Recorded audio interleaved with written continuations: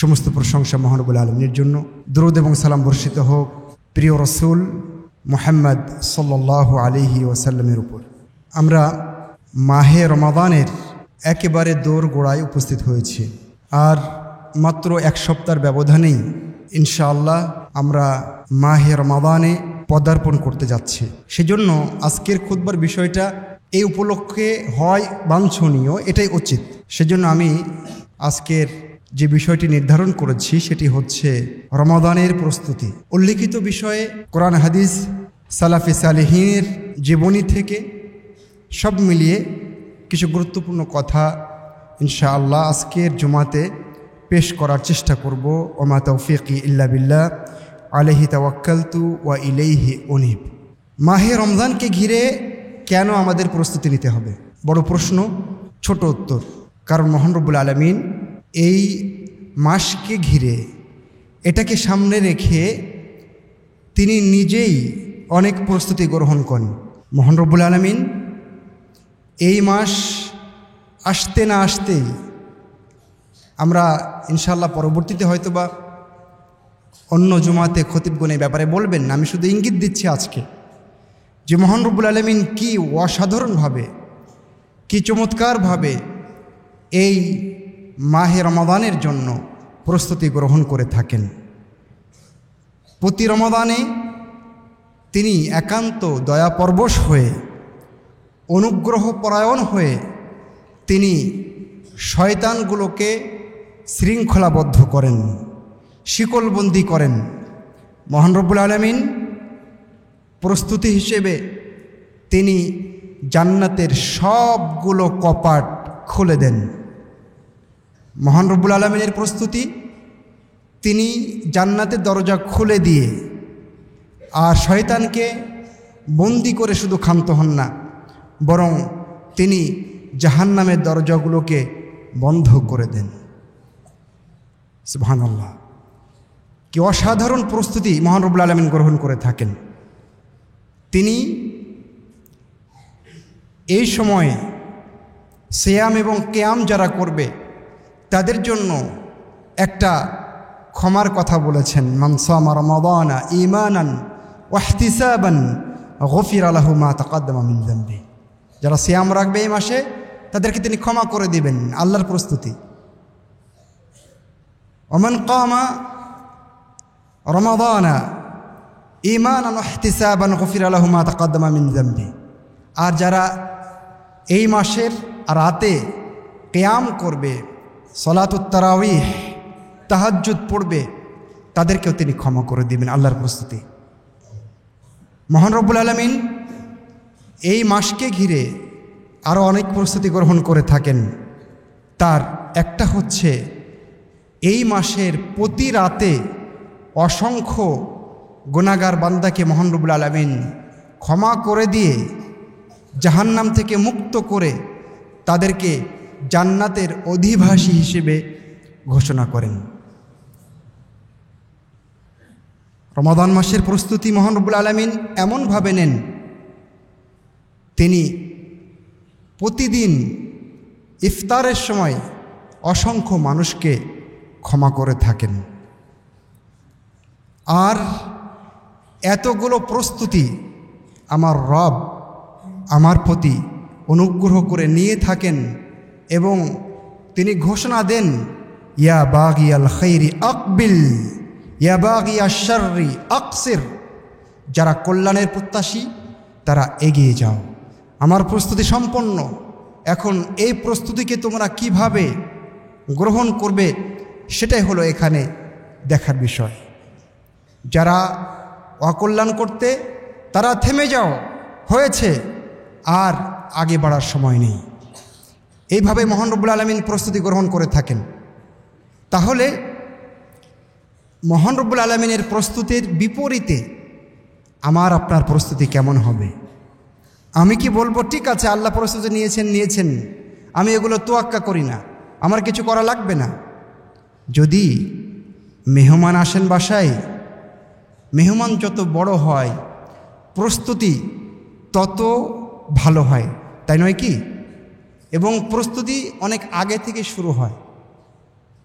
যদি মেহমান বড় হয়, তো মাহে রমাদানের মতো এত বড় মেহমান আমাদের 12 মাসে কি আর আসে? নিশ্চয় না। তাহলে সেই মেহমানকে বরণ করার জন্য অবশ্যই আমার আপনার প্রস্তুতি লাগবে। কিন্তু দুঃখের বিষয় হচ্ছে মহান রব্বুল আলামিনের এই প্রস্তুতির বিপরীতে বেশিরভাগ মানুষ গাফেল। মহান রব্বুল আলামিনের এই প্রস্তুতিকে তারা বৃদ্ধাঙ্গুলি দেখাবার দুঃসাহস দেখায়। তারা এটাকে পরোয়া করে না, তোয়াক্কা করে না।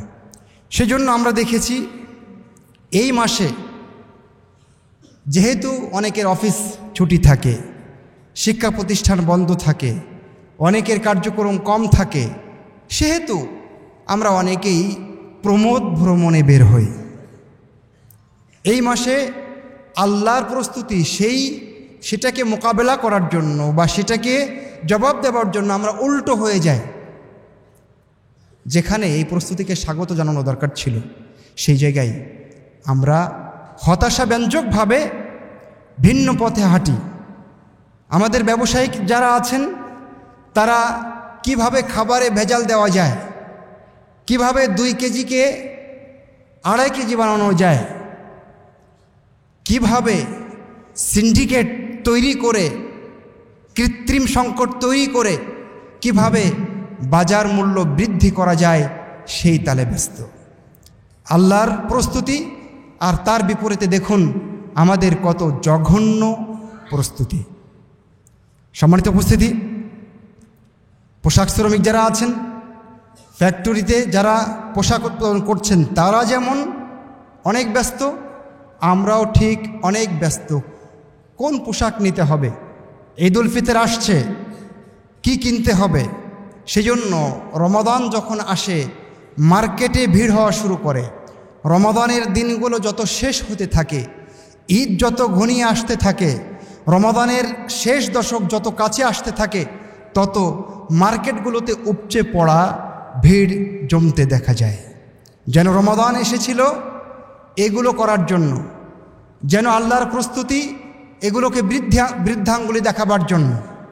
আজকে আমাদের যারা ফিল্ম মেকার রয়েছে, যারা নাট্য জগতে রয়েছে, যারা সিনেমা তৈরি করছে, যারা নাটক বানাচ্ছে, এদেরও দেখবেন নিরলস পরিশ্রম, কিভাবে তারা রমাদানের মধ্যে ঈদের অন্তত 2 সপ্তাহ আগে থেকে কিভাবে বিভিন্ন টিভি চ্যানেলে সিরিয়াল দেওয়া যায়, সেটাই তারা ব্যস্ত। সেজন্য বিভিন্ন টিভি চ্যানেলে আমরা দেখে থাকি যে তারা সিরিয়াল আগেই শুরু করে দিয়েছে। মানে যে দশকে আমি আপনি কোমর বেঁধে মাঠে নামার কথা, মহান রব্বুল আলামিনের ডাকে সাড়া দেওয়ার কথা, লাইলাতুল কদরকে পাওয়ার জন্য চেষ্টা করার কথা, সেই দশকে আমরা সে সমস্ত সিরিয়াল নিয়ে ব্যস্ত থাকি এবং সেইভাবে আমাদেরকে বড়শির মতো করে গিলিয়ে ফেলে, আর আমরাও বড়শিটাকে সুন্দর মতো গিলে ফেলি। সম্মানিত উপস্থিতি, এইভাবে মহান রব্বুল আলামিনের প্রস্তুতিকে আমরা একান্তই অবজ্ঞার চোখে দেখি, এটাকে তেমন কোনো মূল্যায়নের চেষ্টা করি না। এখন আমরা যদি একটু দেখি যে কিভাবে প্রস্তুতি নেওয়া দরকার, নবী মুহাম্মদ সাল্লাল্লাহু আলাইহি ওয়াসাল্লাম কীভাবে প্রস্তুতি নিতেন। নবী মুহাম্মদ সাল্লাল্লাহু আলাইহি ওয়াসাল্লাম যখন রমাদান আসতো, রমাদান আসার আগেই সাহাবায়ে কেরামকে শুভ সংবাদ জানাতেন। তিনি নিজে অনেক প্রস্তুতি গ্রহণ করতেন। আমরা সেদিকেই ধীরে ধীরে যাওয়ার চেষ্টা করব। তার প্রথম পয়েন্টে আমরা যে বিষয়টি নিয়ে কথা বলবো সেটি হচ্ছে আমাদের এই মাসে বেশি বেশি করে সিয়াম রাখতে হবে, যে ব্যাপারে হয়তোবা আমার বিশ্বাস বাইতুল হামদের এই মসজিদে আলোচনা হয়ে গেছে। সেজন্য আমি সেদিকে বেশি সময় কাটাবো না, আমি শুধু ইঙ্গিত দেব প্রস্তুতি হিসেবে, আগামী রমাদানের প্রস্তুতি হিসেবে এই মাসে আমাদেরকে বেশি বেশি করে সিয়াম রাখতে হবে। নবী সাল্লাল্লাহু আলাইহি ওয়াসাল্লাম মা আয়েশা রাদিয়াল্লাহু তাআলা আনহা বলছেন, মা রাআইতুহু আকসারা সিয়ামান মিনহু ফি শাবান, আমি শাবান মাসের বাইরে অন্য কোনো মাসে, রমাদানের পরে শাবান মাসের বাইরে অন্য কোনো মাসে রাসূলুল্লাহ সাল্লাল্লাহু আলাইহি সাল্লামকে এত বেশি সিয়াম রাখতে দেখিনি। অন্য হাদিসে তিনি বলছেন, কানা ইয়াসুমু শাবানা কুল্লা, নবী মুহাম্মদ সাল্লাল্লাহু আলাইহি সাল্লাম শাবানের পুরোটা সময় জুড়েই সিয়াম রাখতেন। তিনি বলছেন, কানা ইয়াসুমু শাবানা ইল্লা কলিলা, শাবানের অল্প কিছু দিন ছাড়া নবী মুহাম্মদ সাল্লাল্লাহু আলাইহি ওয়াসাল্লাম সিয়াম রাখতেন। তাহলে আগামী রমজানকে আমরা যদি সুন্দরভাবে পেতে চাই, এটাকে যদি সুন্দরভাবে কাজে লাগাতে চাই, তাহলে আমাদের এটা একটা মৌলিক করণীয় যে আমরা এই মাসে বেশি বেশি করে সিয়াম রাখব। তাহলে কি হবে? তাহলে রমাদানটাকে আমরা সুন্দরভাবে কাটাতে পারব। আমি এই ব্যাপারে কথা বলতে গিয়ে মাঝে মাঝে বলি, যদি কোনো খেলোয়াড় খেলেনি অনেক দিন, অথবা তিনি খেলেনই না, কৃষক মানুষ কিন্তু হঠাৎ করে গ্রামের আয়োজনে খেলতে নেমেছেন, তো যদি ক্রিকেট খেলা হয় তাহলে বল করলে উনি বলই দেখতে পাবেন না, হয়তোবা তার শরীরে আঘাত করবে, না হলে স্টাম্প ভেঙে চলে যাবে, না হলে চোখে লাগবে, একটা কিছু ঘটবে। কারণ কি? তার তো এই অভ্যাস নাই, তিনি তো এটা খেলেননি কখনো, তার তো প্র্যাকটিস নাই। সেজন্য সারা বছর আমরা সিয়াম রাখি না, হঠাৎ করে রমাদানের সিয়াম যখন রাখতে শুরু করি, তখন সকাল হতে হতে 9টা 10টা বাজতেই আমাদের কারো কারো পেট ব্যথা শুরু হয়ে যায়, কারো কারো বুক জ্বলে, কারো কারো পাতলা পায়খানা হয় না? কি কারণে? কারণ ওই যে শাবান মাসের প্রস্তুতি গ্রহণ করিনি, যে ওই যে আমরা সরাসরি ফাইনাল গেম খেলার জন্য মাঠে নেমেছি, তার আগে প্র্যাকটিস ম্যাচ, ওয়ার্ম আপ, যা কিছু করার ছিল সেগুলো যে আমরা কিছু করিনি। সেজন্য আমাদের ভালোভাবে এটা মাথায় রাখতে হবে। শিক্ষক মণ্ডলী যারা আছেন, কর্মকর্তা কর্মচারী যারা আছেন, ছাত্ররা যারা আছো, এবং বাইরের যে সমস্ত মুসল্লি আছেন, আমরা চেষ্টা করি এই মাসটাতে বেশি বেশি করে সিয়াম রাখার জন্য। কিন্তু একটা ভেজাল আছে। ভেজালটা হচ্ছে এই, একটি হাদিসে রাসূলুল্লাহ সাল্লাল্লাহু আলাইহি ওয়াসাল্লাম বলেছেন, হাদিসটি আবু দাউদ, তিরমিজি এবং ইবনু মাজাতে এসেছে, ইযাম তাসাফা শাবানু ফালা তাসুমু, যখন শাবানের মাঝামাঝি সময় এসে যাবে তখন তোমরা সিয়াম রাখবে না। তার মানে মধ্য শাবানের পরে তোমরা সিয়াম রাখবে না, এটা রাসূলুল্লাহ সাল্লাল্লাহু আলাইহি ওয়াসাল্লাম আমাদেরকে নির্দেশনা দিয়েছেন। তাহলে সমাধান কোন পথে? আমরা একটু আগে দেখলাম নবী মুহাম্মদ সাল্লাল্লাহু আলাইহি ওয়াসাল্লাম পুরো শাবান জুড়ে সিয়াম রাখতেন, শেষে 2-1 দিন ছাড়া। আর এখন দেখছি তিনি বলেছেন মধ্য শাবান হলে তখন তোমরা সিয়াম রাখবে না। এই হাদিসকে এবং এই ভেজালটা, সমস্যাটা ভাঙার জন্য আমরা কয়েক মিনিট সময় এখান থেকে নেব। প্রথম কথা হচ্ছে, এই যে হাদিসটা এসছে, এই হাদিস থেকে 3 ধরনের সিয়াম বাদ পড়বে। তার প্রথম সিয়াম হচ্ছে, যদি কারো সিয়াম রাখার অভ্যাস আগে থেকে থাকে তাহলে তিনি সিয়াম মধ্য শাবানের পরেও রাখতে পারবেন, কোনো সমস্যা নেই। অর্থাৎ হাদিসটা কি? আরেকটা হাদিসে এসছে, তোমরা রমাদানের 1 দিন 2 দিন আগে সিয়াম রাখবে না। তাহলে এখান থেকেও আমরা বুঝতে পারি যে আমরা পুরো মাস সিয়াম রাখতে পারবো না, একথা ঠিক, কিন্তু মধ্য শাবানের পরে রাখতে পারবো কি না সেটা নিয়ে আমরা কথা বলছি। তো আমরা বললাম যে হাদিসটার জবাবে 3 ধরনের সিয়াম এখান থেকে বাদ যাবে, যেগুলো এর হুকুমে আসবে না। তার একটা হলো, যিনি অন্যান্য সময়ে সিয়াম রাখতে অভ্যস্ত, তিনি মধ্য শাবানের পরে সিয়াম রাখতে পারবেন। কেমন? যেমন একজন মানুষ, উনি প্রতি সোমবারে বৃহস্পতিবারে সিয়াম রাখেন, তাহলে তার জন্য মধ্য শাবানের পরে সিয়াম রাখা কোনো ব্যাপারই না, উনি ওই নিয়মে রাখতে পারবেন। এমনকি ঈদের আগের দিন যদি, বা 2 দিন আগে যদি বৃহস্পতিবার পড়ে, সোমবার পড়ে, তাও তিনি সিয়াম রাখতে পারবেন। এটা হলো প্রথম। আরেকটা সিয়াম এই তালিকা থেকে বাদ যাবে, সেটা হচ্ছে যিনি শাবানের প্রথম 2 সপ্তাহে সিয়াম রেখেছেন পুরোপুরি, অথবা মাঝে মধ্যে অথবা বেশ কিছু, তার জন্য এই নিষেধাজ্ঞা নয়। অর্থাৎ যিনি শাবানের শুরুর দিকে দ্বিতীয় সপ্তাহে সিয়াম রেখেছেন, অল্প হলেও রেখেছেন, তার জন্য মধ্য শাবানের পরে কন্টিনিউ করা এটা কোনো দোষের নয়। এটা হলো 2 নম্বর। আরেকটা এখানে আছে, সেটা হচ্ছে যাদের আগের সিয়াম বাদ আছে, সেটা ফরজ সিয়াম হতে পারে, সেটা মানতের সিয়াম হতে পারে, কাফফারার সিয়াম হতে পারে, আগেকার দিনের কোনো সিয়াম বাকি আছে, তাহলে তিনি মধ্য শাবানের পরে সিয়াম রাখতে পারবেন। এটা হলো এই হাদিস সম্পর্কে প্রথম কথা। তাহলে প্রথম কথায় আমরা দেখলাম যে 3 ধরনের সিয়াম এখান থেকে বাদ যাবে। যাদের সিয়াম রাখার অভ্যাস সারা বছর, তারা মধ্য শাবানের পরেও সিয়াম রাখতে পারবেন বিশেষ বিশেষ দিনে। তারপরে যারা মধ্য শাবানের আগে সিয়াম রেখেছেন, তারাও মধ্য শাবানের পরে সিয়াম রাখতে পারবেন ইচ্ছা মতো, কোনো সমস্যা নেই। আরেকটা হলো যাদের আগের সিয়াম বাকি আছে, কাজা আছে, তারাও সিয়াম রাখতে পারবেন। সেজন্য এই ব্যাপারে ইমাম নববী রাহিমাহুল্লাহ কথা বলেছেন, এবং তার বক্তব্য থেকে যেটা উঠে আসে সেটা হচ্ছে এই যে আমরা শেষের 1 দিন 2 দিন সিয়াম রাখবো না, বাকি পুরো মাস জুড়ে সিয়াম রাখতে পারবো। তবে যে ব্যাখ্যা এখানে দেওয়া হয়েছে সেই ব্যাখ্যার আলোকে এখন আমরা যে মাসালাতে যাব, 2 নম্বর পয়েন্ট, সেটা হচ্ছে যখন শাবান মাসের মাঝামাঝি সময় আসবে তখন তোমরা সিয়াম রাখবে না। এই হাদিসের প্রথম কথা আমরা শেষ করলাম। দ্বিতীয় কথা হচ্ছে এই হাদিসটা আসলে সহি কিনা তা নিয়ে মতভেদ আছে।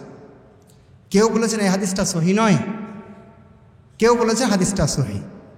তো যারা বলছেন সহি নয়, তাদের কাছে এই হাদিসটা আমলযোগ্যই নয়। তাদের কাছে পুরো শাবান জুড়ে সিয়াম রাখা যাবে, শুধুমাত্র শেষের 1 দিন 2 দিন ছাড়া। তবে সেই শেষের 1 দিন 2 দিন সেই ব্যক্তি সিয়াম রাখতে পারবেন, ওই 2 দিনও সিয়াম রাখতে পারবেন সেই ব্যক্তি যার আগে থেকে সিয়াম রাখার অভ্যাস আছে। অর্থাৎ বৃহস্পতিবার পড়ে গেছে বা সোমবার পড়ে গেছে, তাহলে তিনি সিয়াম রাখতে পারবেন। এটা হলো ওই হাদিসের ব্যাপারে দ্বিতীয় কথা। ওই হাদিসের ব্যাপারে সর্বশেষ কথা হচ্ছে এই, যদি হাদিসটা সহিও হয় তবুও এই হাদিসে যে নিষেধাজ্ঞা এসছে ফালা তাসুমু, তোমরা সিয়াম রাখবে না, আমরা জানি নাহির দাবি হচ্ছে হারাম সাব্যস্ত হওয়া, আর নাহি ইয়াকতাদি আত-তাহরিম, এটা একটা সূত্র আছে। কিন্তু উলামায়ে কেরাম বলেছেন, শেখ মুহাম্মদ ইবনে সালেহ আল উসাইমিন বলেছেন, এই হাদিসের যে নাহি নিষেধাজ্ঞা, এই নিষেধাজ্ঞা হারাম বোঝায় না, বরং যদি কেউ সিয়াম রাখতে পারে, এটা হলো লিতানজি ওয়া লাইসা লিত-তাহরিম।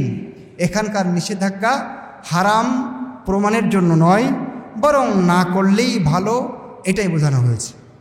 কথা বোঝা গেছে? তাহলে আমরা ভেজালটা আমরা শেষ করলাম। এরপরে আমরা রমাদানের প্রস্তুতির তালিকায় সিয়ামের পাশাপাশি আর কি রাখতে পারি? সিয়ামের পাশাপাশি আমরা আর যে কাজটা করতে পারি সেটা হচ্ছে তাওবা সাদেকা, তাওবাতুন নসুহ, একেবারে ফ্রেশ হৃদয়ে মহান রব্বুল আলামিনের কাছে আমরা তওবা করতে পারি, এবং আমার মাঝে এবং আমার রবের মাঝে যত ঝামেলা হয়ে গেছে, যত পাপ করেছি, যত অপরাধ করেছি এবং করছি, সেগুলো থেকে মহান রবের কাছে প্রার্থনা করে তওবা করে ফিরে গিয়ে সেই জায়গা থেকে ফিরে আসতে হবে, এবং নিষ্পাপ একটা বদনে, নিষ্পাপ একটা হৃদয় নিয়ে এই রমাদানকে স্বাগত জানাবার চেষ্টা করতে হবে। এর পাশাপাশি আমাদের চেষ্টা করতে হবে আমার ভাইয়ের সাথে, আমার বোনের সাথে, পড়োশির সাথে, কোনো আত্মীয়ের সাথে, কোনো মানুষের সাথে আমার লেনদেনে সমস্যা ছিল, সমস্যা হয়েছে, রমাদান আসার আগেই সেখান থেকেও আমাকে নির্কণ্টক করতে হবে, সেখান থেকেও আমাকে দায়মুক্ত করতে হবে, সেখান থেকেও আমাকে সম্পূর্ণ ফ্রেশ করে নিতে হবে।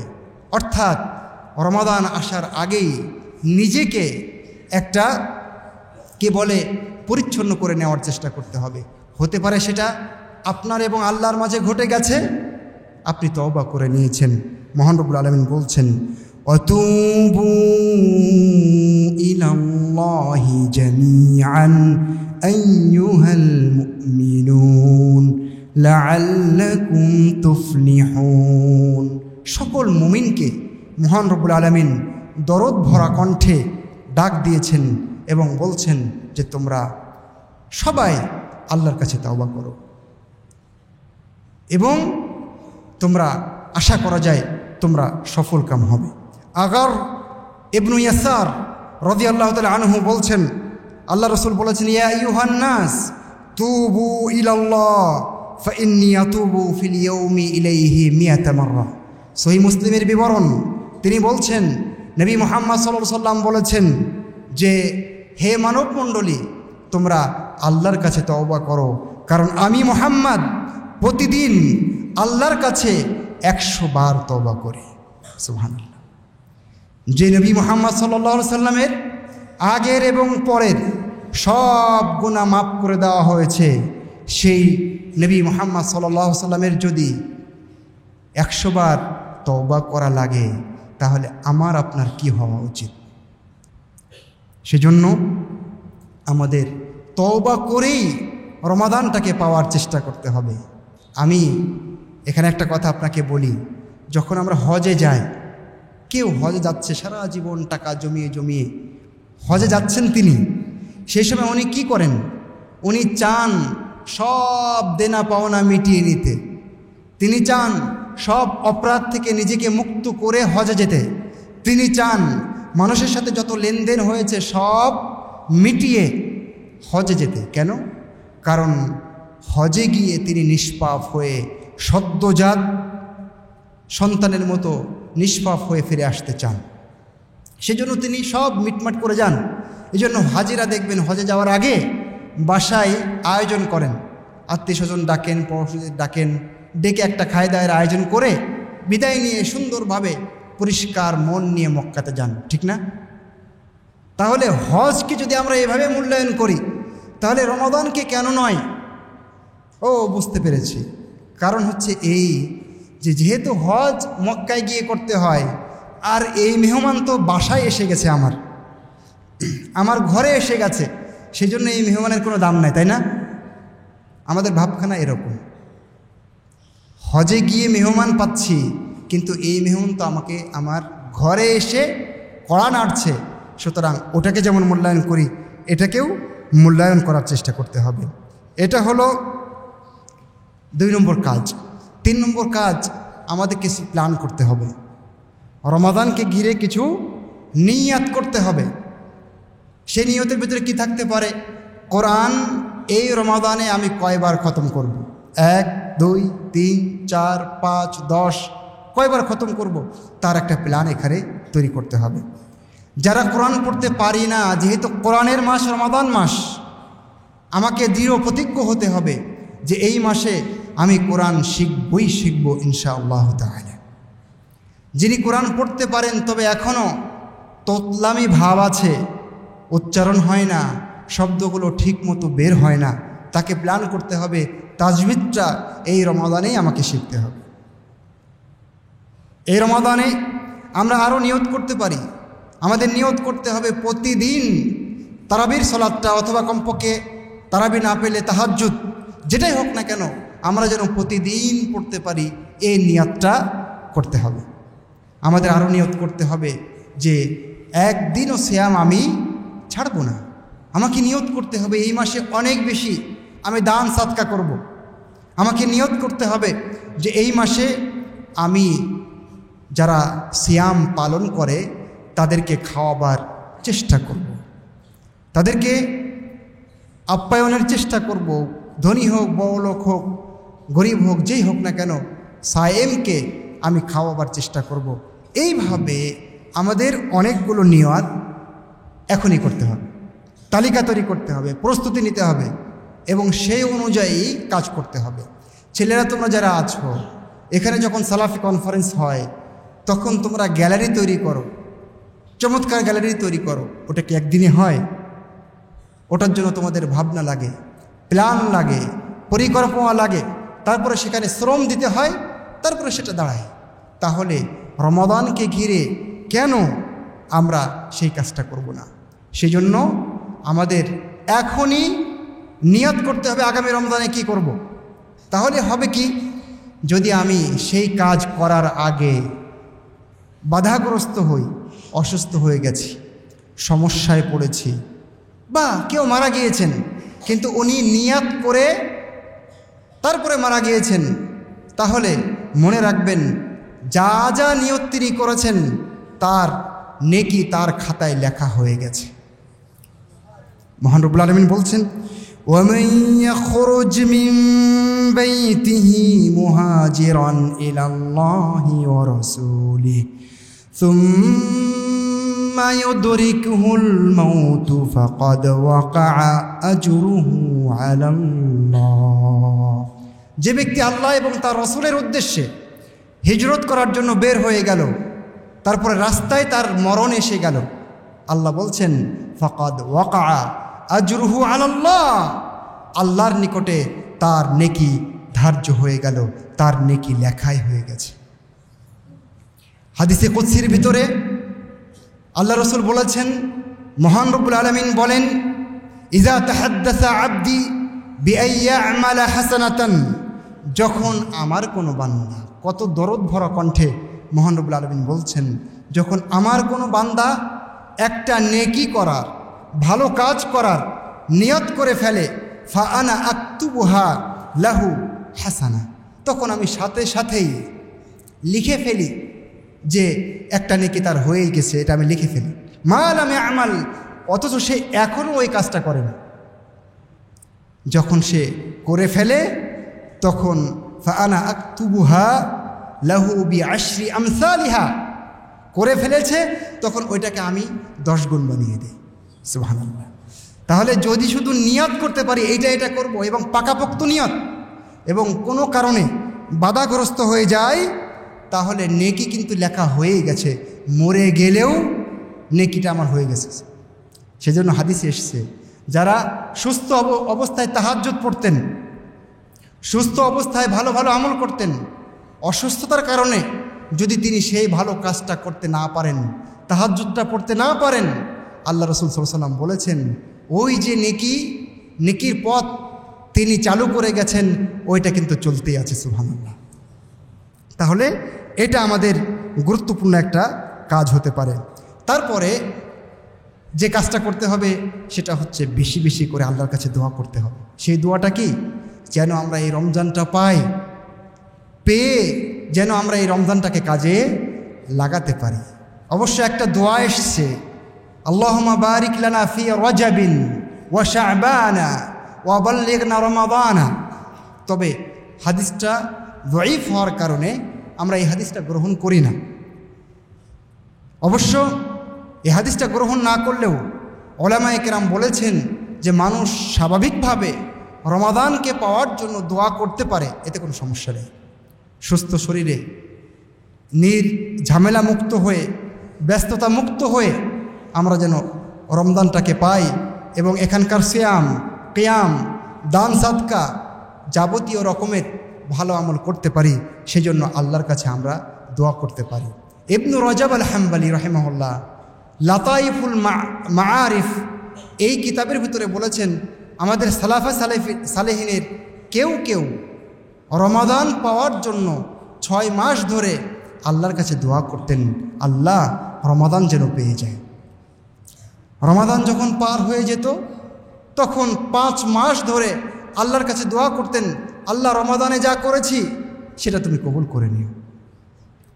সেজন্য আমরা আমাদের এই জায়গাটা ঠিক রাখতে পারি, আমরা আল্লাহর কাছে দোয়া করতে পারি, আল্লাহ যেন রমজান পাই সহি সালামতে, সুস্থ শরীরে, কোনো প্রকার ব্যস্ততা ছাড়া যেন পুরো সময়টা তোমার ইবাদতে কাটাতে পারি। এইভাবে আমরা দোয়া করতে পারি। রমাদানের প্রস্তুতি নিয়ে কথা বলছি। আরেকটা কাজ হচ্ছে, যাদের বিগত দিনের কোনো সিয়াম বাকি আছে তারা শাবান মাসেই, সর্বোচ্চ শাবান মাসে শেষ করতে হবে। বিশেষ করে মা বোন যারা আছেন তাদের এরকম সিয়াম বাকি থেকে যায়, হায়েজের সিয়াম, মাসিক স্রাবের সিয়াম, তারপরে বাচ্চা প্রসবজনিত, নেফাস বা প্রসূতি অবস্থার কারণে আপনি অনেক দিন সিয়াম রাখতে পারেননি, এই সমস্ত সিয়াম আপনার থেকে যেতে পারে। বাচ্চাকে দুধ খাওয়াচ্ছিলেন, সেই সময় সিয়াম রাখতে পারেননি, বাকি রয়েছে। পেটে বাচ্চা ছিল, সিয়াম রাখতে পারেননি, বেশ কিছুদিন সিয়াম বাদ গেছে। তো সব সিয়াম চেষ্টা করতে হবে রমাদান আসার আগেই শেষ করে ফেলার। এটা রমাদানের একটা গুরুত্বপূর্ণ প্রস্তুতি। এটা মা বোনদের জন্য বিশেষভাবে প্রযোজ্য, পুরুষদের জন্যও প্রযোজ্য যদি কোনো পুরুষের এরকম কোনো সিয়াম বাকি থেকে থাকে। মা আয়েশা রাদিয়াল্লাহু তাআলা আনহা বলতেন, কানা ইয়াকুনু আলাইয়া সাওম মিন আলাইয়া সাওম ফামা আস্তাতিউ আন আসুমা ইল্লা ফি শাবান। আমার উপরে অনেক সময় সিয়াম বাকি থাকতো, কিন্তু সেই সিয়ামগুলো আমি শাবান মাস ছাড়া আদায় করতে পারতাম না। তাহলে এটা রমাদানের একটা গুরুত্বপূর্ণ প্রস্তুতি। সম্মানিত উপস্থিতি, এরপরে যে কাজটা করতে হবে সেটা হলো রমাদানে ব্যস্ত রাখতে পারে এরকম যে সমস্ত কাজ এখন করে নেওয়া সম্ভব তা এখন করে নিতে হবে। বোঝা যায়নি? রমাদানে অনেক কাজ আমাদের আসবে, ঠিক আছে। যেমন আমি ধরে নিচ্ছি আপনার জন্য, আপনার স্ত্রী, পরিবার, সন্তানের জন্য কাপড় চোপড় কিনবেন, আরও অনেক কেনাকাটা থাকতে পারে, কোনো জায়গায় কোনো ব্যস্ততা থাকতে পারে, তাই না? তো সেই ব্যস্ততা, সেই কাজগুলো যদি আগে সেরে নেওয়া যায় তাহলে সেটা রমাদানের একটা গুরুত্বপূর্ণ প্রস্তুতি। কারণ এই সময় মার্কেটে এত ভিড় করার তো দরকার নেই। নারী পুরুষ একাকার হয়ে যে এই ফজিলতপূর্ণ সময়গুলো এইভাবে জলে ভাসিয়ে দেওয়া, পানিতে ভাসিয়ে দেওয়া কোনো যুক্তি হয় না। সেই জন্য যদি আগে কিনতে পারা যায়, আগে কাজটা সারতে পারা যায়, তাহলে সেটাই করে নিতে হবে। ঠিক আছে, আপনার ছেলের জামা লাগবে, আপনি এখন কিনলে কি পুরাতন হয়ে যাবে? কিনে রেখে দিন। কে বলেছে আপনাকে যে শেষ দশকের এই মহিমান্বিত দিনগুলোতে, রাতগুলোতে এই সময়টা আপনাকে নষ্ট করতে হবে? তাহলে এটা একটা গুরুত্বপূর্ণ প্রস্তুতি হতে পারে। আরেকটা রমাদানের প্রস্তুতির কথা বলি, সেটি হচ্ছে যে জিহাদের ময়দানে যেমন যেতে গেলে প্রস্তুতি নিয়ে নামতে হয়, তরবারি থাকতে হয়, জিহাদের নিয়ম জানতে হয়, নিজেকে সংরক্ষিত করবার জন্য, হেফাজতের জন্য প্রস্তুতি গ্রহণ করতে হয়, ঠিক তেমনিভাবে আমাদের চেষ্টা করতে হবে আমরা যেন সিয়ামের মাসলা মাসাইল জেনে সিয়াম শুরু করি, তাই না? কি খেলে সিয়াম ভাঙবে, কোনটা খেলে সিয়াম ভাঙবে না, ইঞ্জেকশন নিলে সিয়াম ভাঙবে কি ভাঙবে না, হাইজ হলে কি সিয়াম ভাঙবে, দিনের বেলায় যদি কোনো মানুষের, পুরুষ হোক মেয়ে হোক, স্বপ্নদোষ হয়ে যায় তাহলে কি সিয়াম ভাঙবে, কোন কোন কাজ করলে সিয়ামটা দুর্বল হয়ে যাওয়ার ঝুঁকি আছে। আচ্ছা, মিথ্যা কথা বললে তো হাদিসে এসছে সিয়াম রাখার কোনো মূল্য আল্লাহর কাছে নাই, তার মানে কি সিয়াম ভেঙে যাবে? এই যে বিষয়গুলো, এগুলো নখদর্পণে নিয়ে তারপরে সিয়াম শুরু করা উচিত।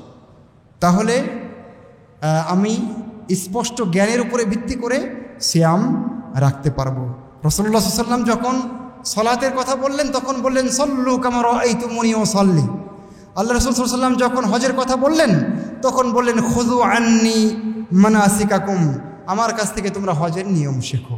তো সিয়ামের নিয়মও রাসূলুল্লাহ সাল্লাল্লাহু আলাইহি ওয়াসাল্লামের কাছ থেকে শিখতে হবে। এটা হলো রমাদানের আমি মনে করি অত্যন্ত গুরুত্বপূর্ণ একটা প্রস্তুতি। এরপরে যে কাজটা করতে হবে সেটা হলো আমাদের পারিবারিক মিটিং দিতে হবে। ছেলে মেয়ে, স্ত্রী, মা বাবা সবাইকে নিয়ে পরিবারে বসতে হবে। সেখানে রমাদানে কি কি কাজ করতে পারি, রমাদানের ব্যাপারে, রমাদানের ফজিলতের ব্যাপারে, এর গুরুত্বের ব্যাপারে ছেলেদেরকে, মেয়েদেরকে উৎসাহিত করতে হবে। এবং সেখানেও একটা প্ল্যান তৈরি করতে হবে, আগামী রমাদানে আমরা কি কি করব। তার একটা প্ল্যান পুরো পরিবার নিয়ে এক বা একাধিক বৈঠক হতে পারে, তাহলে এই বৈঠকগুলো আমাদের কাজে দিবে। কুয়াকাটা আমরা ঘুরতে যাব, সেজন্য পরিবারের সদস্যদের নিয়ে মিটিং করা লাগে। কুয়াকাটা যাব নাকি এবার কক্সবাজারে যাব নাকি অন্য কোনো দিকে যাব, সেই জন্য মিটিং করা লাগে। কিন্তু রমাদানকে পাওয়ার জন্য আমাদের মিটিং করা লাগে না, পারিবারিক মিটিং নাই।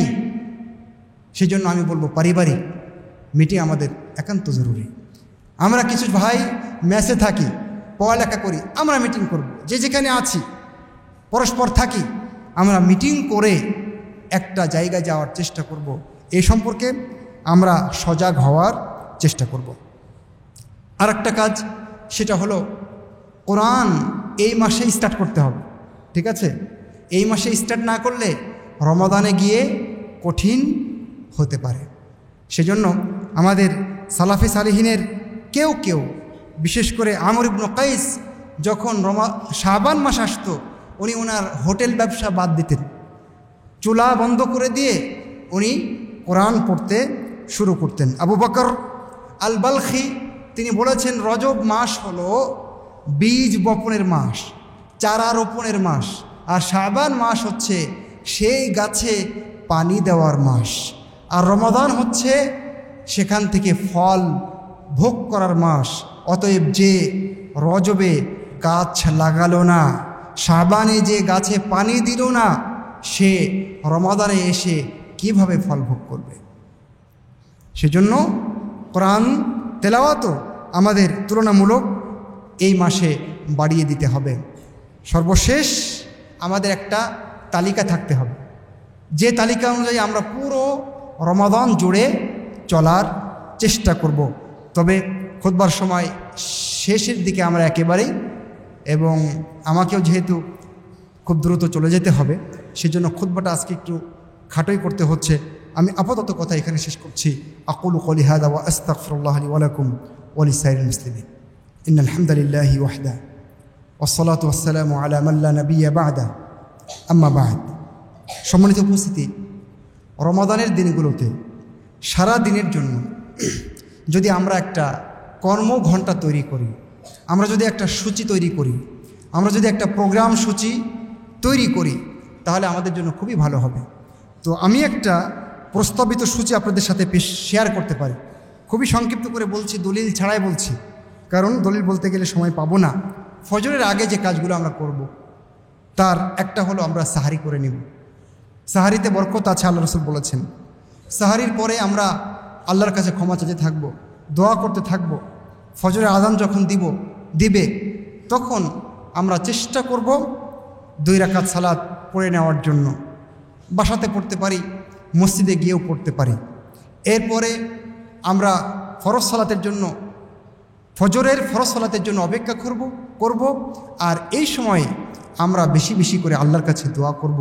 আল্লাহ রাসূল বলেছেন, লা ইউরাদ্দু দুআউ বাইনাল আযানি ওয়াল ইকামাতি, আযান এবং ইকামতের মাঝের দোয়া মহান রব্বুল আলামিন ফেরত দেন না।